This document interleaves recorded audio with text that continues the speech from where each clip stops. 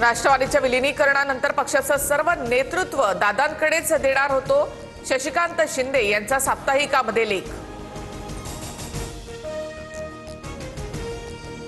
विलीनीकरणाच्या चर्चेमध्ये आम्ही नव्हतो, फक्त अजितदादा चर्चा करत होते। मात्र परिस्थिती बदलली आहे, आता भाजपला विश्वासात घेऊन निर्णय घ्यावा लागेल, मंत्री हसन मुश्रीफ यांची प्रतिक्रिया। रोहित पवारांनी आरोप केलेली फाईल प्रफुल्ल पटेलांकडूनच आली होती। पटेलांचा रात्री 8:30च्या सुमारास अजित पवार यांना फोन। शेतकऱ्यांसंबंधित काम होतं, झडपी निवडणुकीवर बोलणं झालं, पटेलांची माहिती।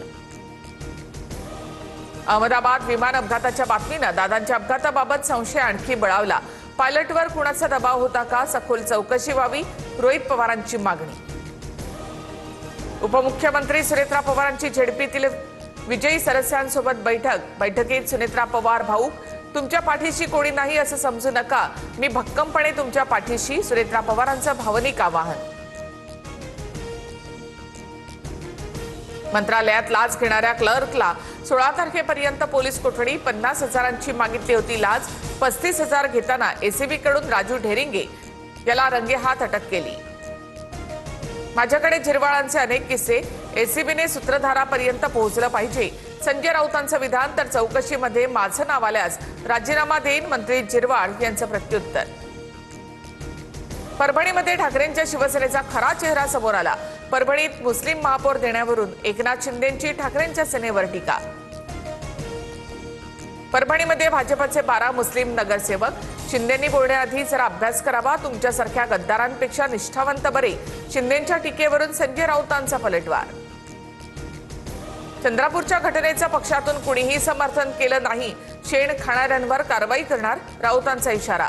तर पैसे घेतल्याचे आरोप करणाऱ्यांना भाजपने पैसे मोजायला ठेवलं होतं का, राऊतांची संदीप देशपांडे यांच्यावर टीका।